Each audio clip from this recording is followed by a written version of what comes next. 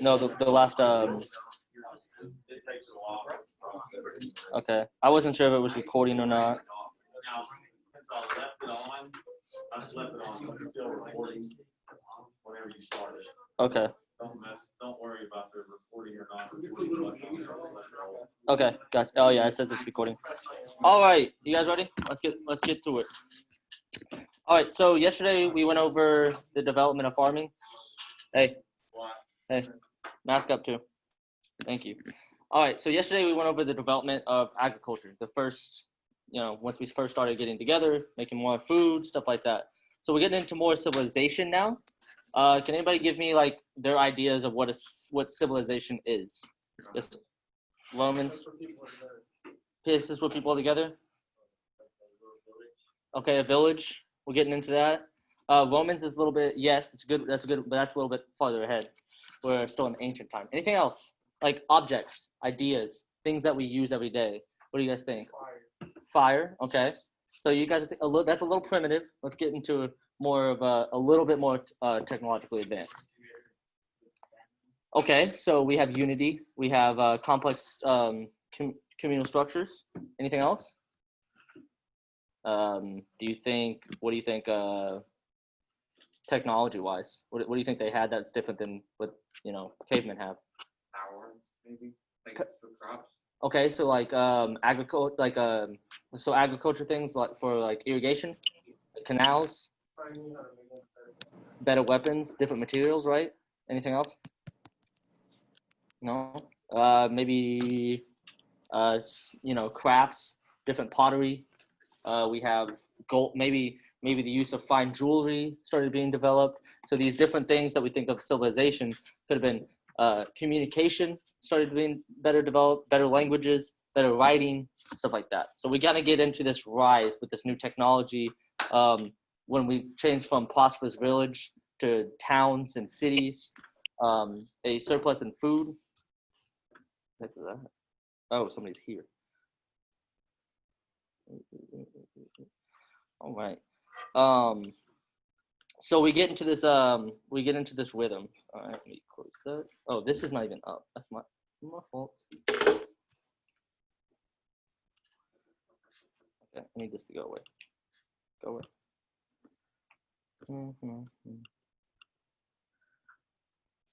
Okay, let's get that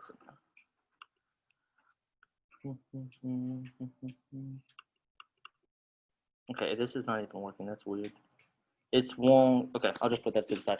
Anyways, so villages start to grow into cities. So farming leads to larger communities. Why do you think farming leads to larger communities? Can you go? Okay, what? Feeds more people. Why is that? Because they're farming, so that's more people to farm. Okay, so you have a surplus of food. You have a lot of food, so you have more population growth. So what type of economic changes do you think can occur when you have a surplus of food? What type of economics changes can come about because of a surplus of food? Yes, sir. Okay, you can get more food. Yeah. What else? Think of trade. Think of different types of trades, goods. So you see, you have irrigation. So if you have irrigation, right, it's more food. Because if you have to if you have to rely on sporadic weather patterns, because most of these places were right in the desert, Mesopotamia, Egypt, those places are kind of deserty areas. So there wasn't just rain all the time. So if you could get it straight from the source, a river, you can build canals for irrigation, pipes, stuff like that. What do you think? So if you have food surplus, what type of things can you now? What skills can be developed because you don't have to be out hunting? I'm sorry. Farming. Okay, farming. What else? Think a little bit more like harder. Create more creative. Building. So masonry starts being developed. You have people that are specified in. Oh, I'm a builder. I build things. What else? Making weapons. So you have metallurgists that are now and smiths and miners and so what else? Furniture. We have people making jewelry, books, different things like that. What am I doing right now? Speaking, teaching, right? Do you think this is a profession that would come out of a surplus of food? Because I can stand up here all day and teach instead of being out hunting or in the field all day, getting my own food, and I get paid based on what I do. All right. The invention of so we have crafts people. So we have these weavers that would make clothes for everybody. So we have more we have finer clothing instead of just fur coats and hides from animals we hunt. We have more. We have ways to spin these surplus goods like the sheep wool, animal hides, and stuff into better clothing. We have more objects being created like jewelry, weapons, things of that nature, pottery, paintings. So we develop these specialized skills that help to push us forward into a more modern era. The invention of the wheels and sails enabled traders to travel long distances. So for a while, it was just, oh, how much can I throw on top of my animal's back, or what can I carry to the next location? So the invention of wheels and sails made it a lot easier to get around.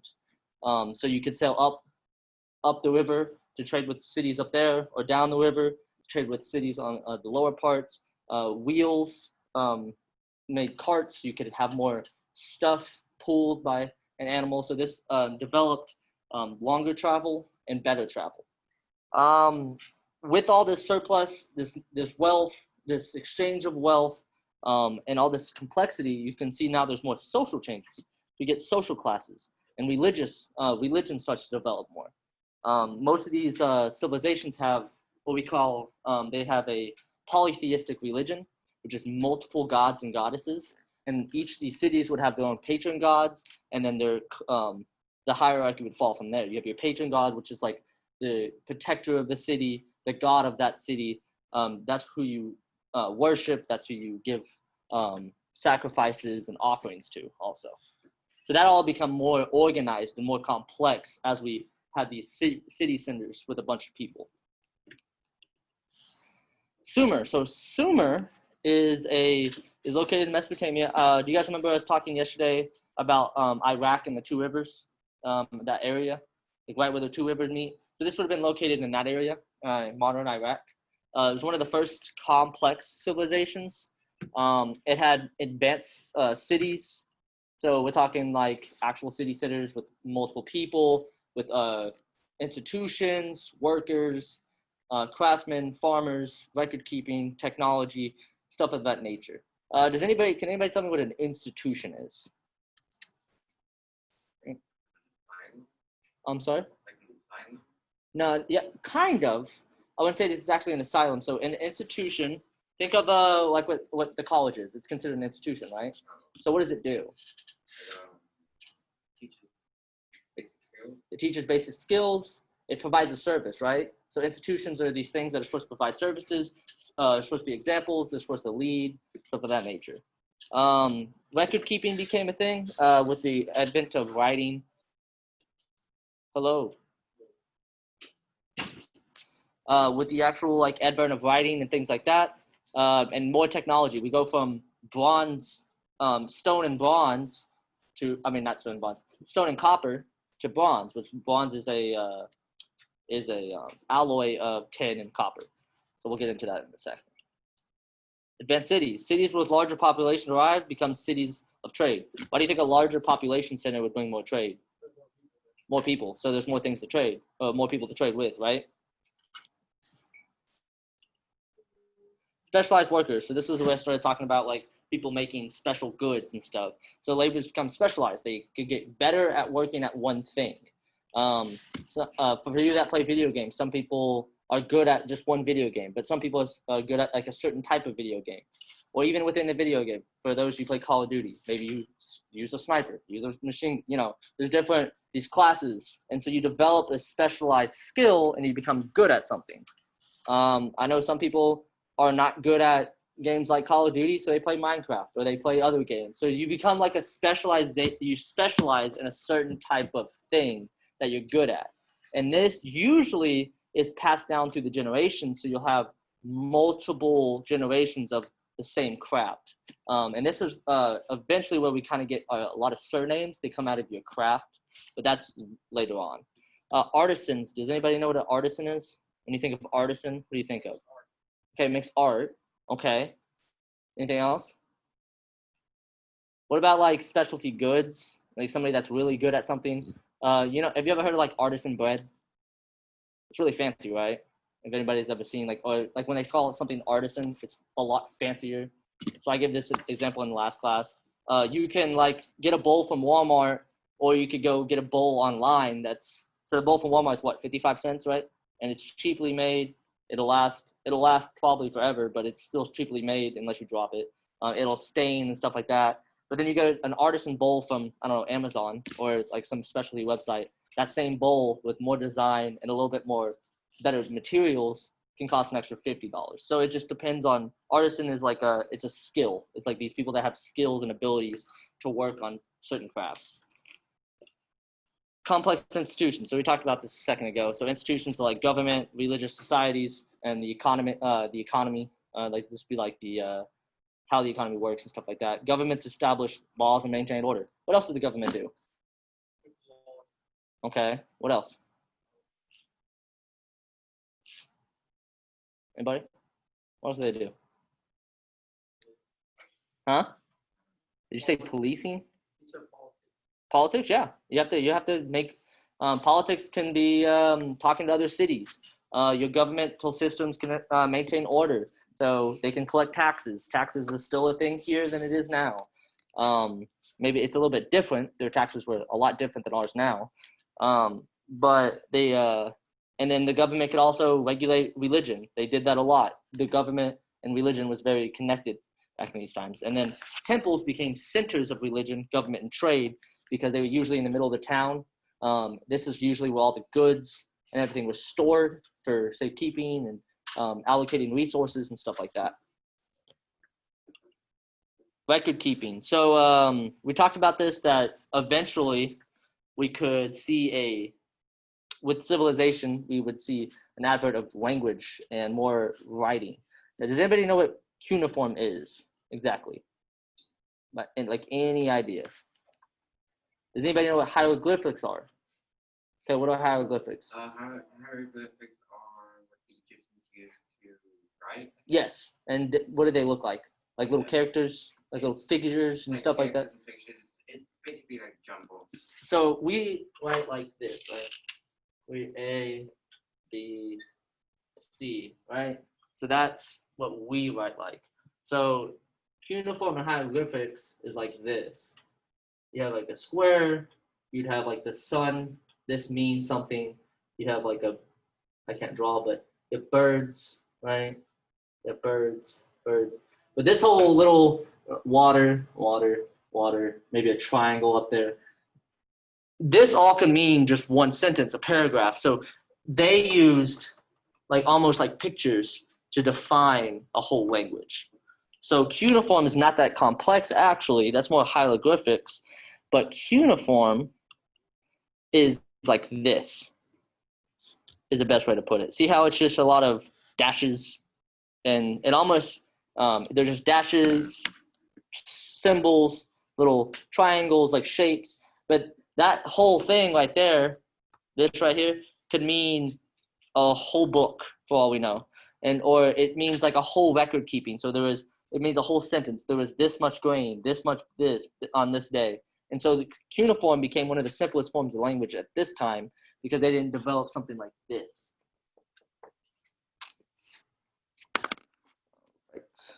So cuneiform was created out of necessity because you have to keep record of taxes and laws.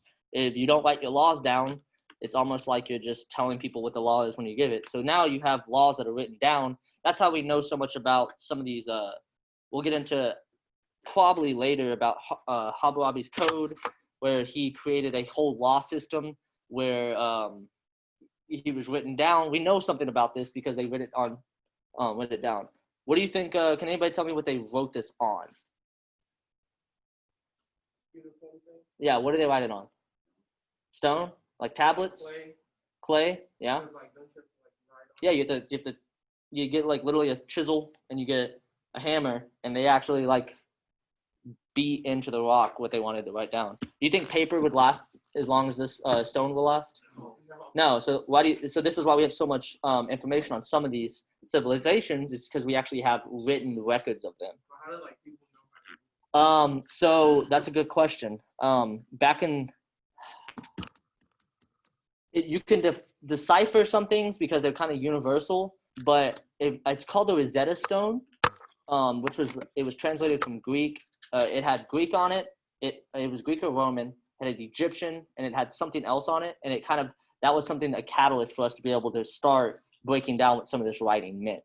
And then sometimes some of this writing is still around, and so they could piece together it because had been made into other languages. So we could piece together old writers used to write about these languages, and so there's a lot of sources of the way we figure out how everything means. We don't know everything. There's still certain languages and writings that we have no idea what they mean. So why do you stop at a stop sign?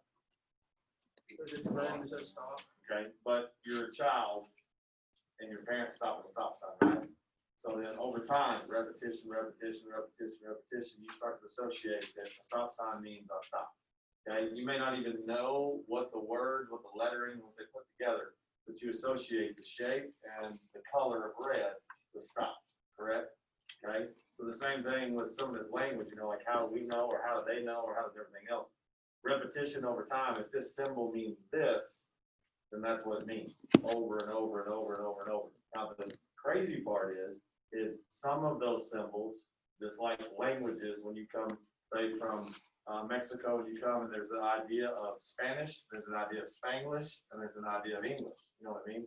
Some of those things mean different things, and that kind of gets you in trouble whenever those cultures start intermingling together, because one word could mean something completely different, one symbol could mean something completely different, but based on repetition is where you get Exactly. All right, so new tools and techniques make work easier. So we started to get into the what we call the Bronze Age, which is a very long period within history, but it's like right before the Classical era, which we'll get into that also. So this is like once you start getting civilization, we get away from the Stone Age and we get into the Bronze Age. Why do you think we went to bronze? Anybody have an idea? Something they probably discovered. Okay, yeah. Do you think how easy it is to break a rock, honestly? Pretty easy, right? Especially if it's small.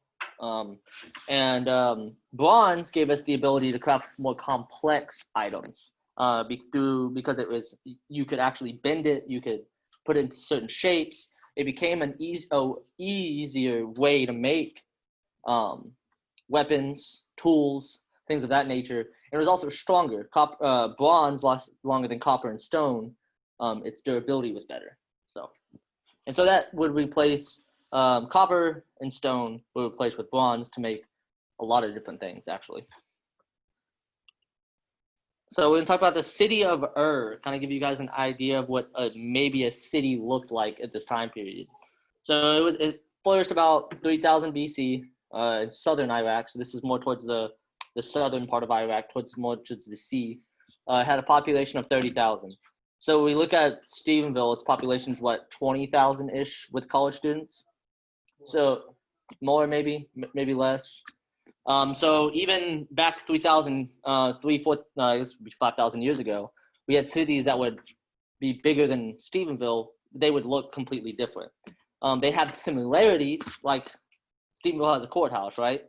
Well, their courthouse would have been maybe a temple or something like that. They would have had, just like we have stores and marketplaces, they would have stores and marketplaces. They would just look a little bit different. And we'd have, in these societies, we have a complex hierarchy. Just like we have elected officials that give us mandates and stuff like that. We have priests. We have wealthy people, merchants. We have artisans. We have people that make different things. And we have soldiers. Not exactly, but we have soldiers. You think of the ROTC or JRTC. We have some form of it. We have food surplus, let economies thrive, like we talked about earlier. So do you think they had large villas in these cities? They had huge homes with long yards. No. So basically the best way to look at it, look at this room. Section this room off into 4, and you're gonna put 4 families in this room. They were living in small quarters, stacked on top of each other, with their animals, with their here. I'll even show you guys.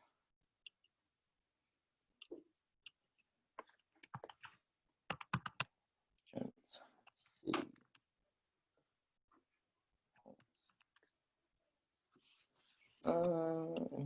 St. Augustine. That's not.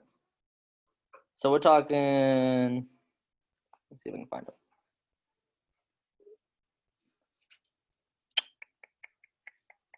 Okay, this is actually a pretty good idea of what they look like. I hate Zoom so much.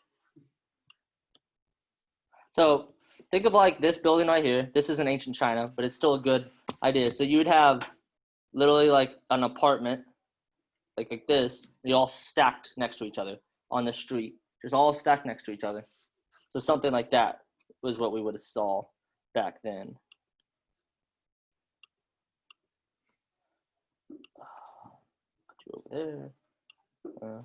So on top of just people cramped together, we also had animals living within these. You'd have people that had some of their livestock, animals. You'd have bugs, rats, rodents, stuff like that. Do you think they had like a very complex sewage system? No.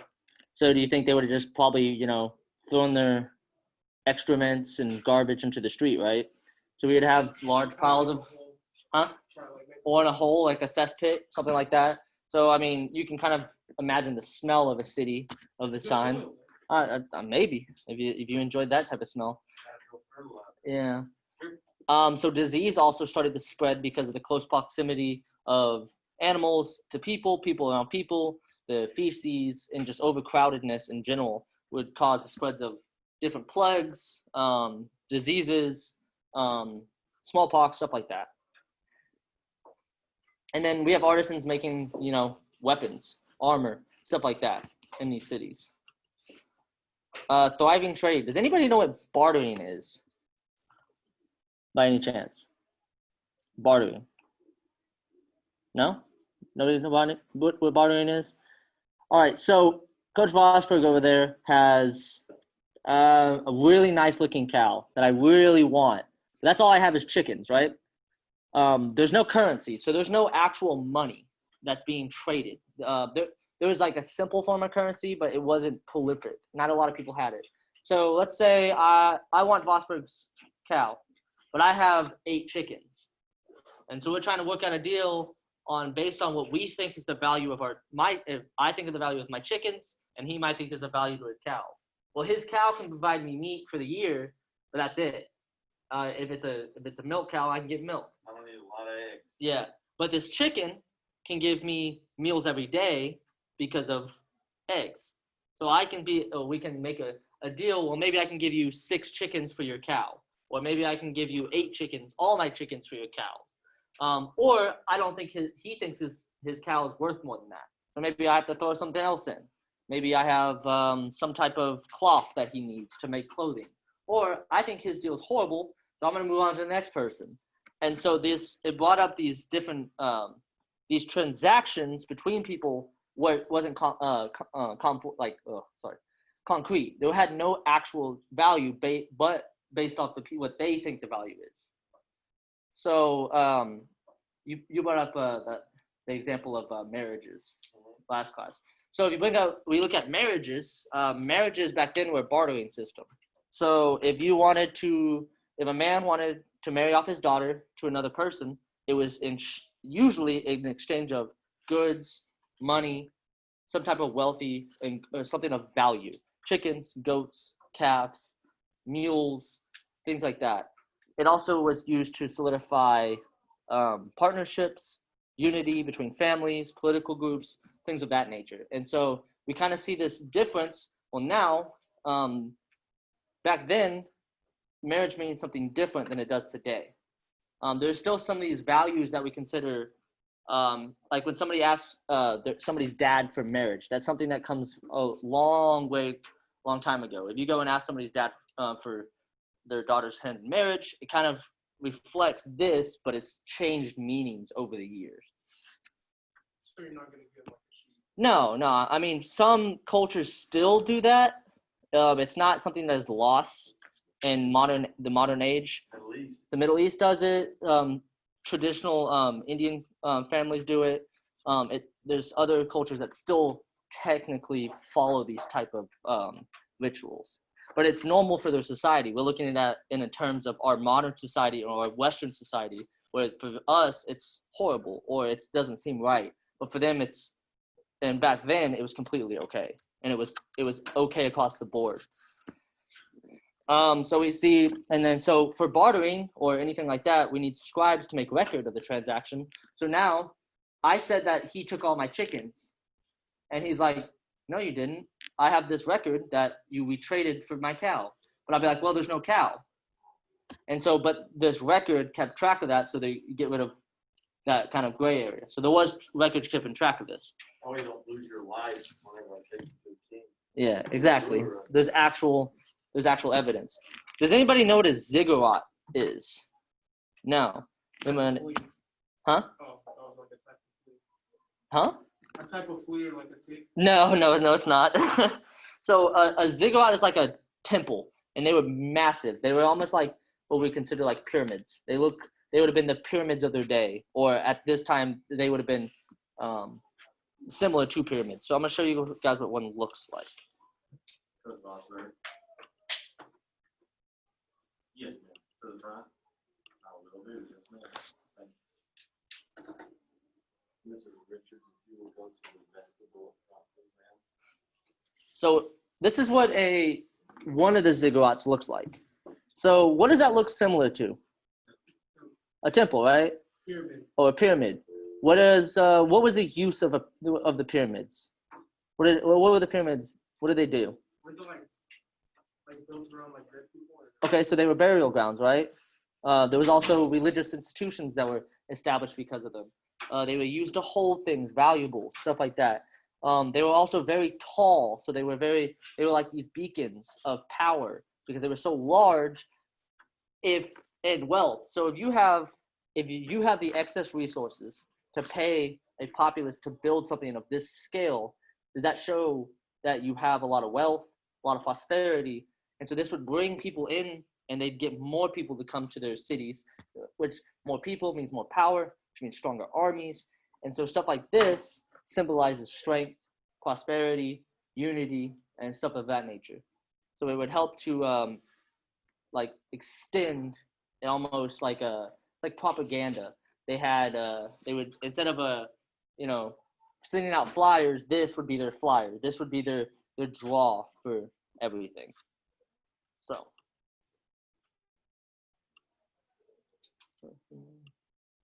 And that is it. Do you guys have any questions about this? Tell 'em about your, Oh, my spiel about yours, uh-huh. about my stuff. So this is kind of my favorite time period in history. I very much enjoy this stuff. I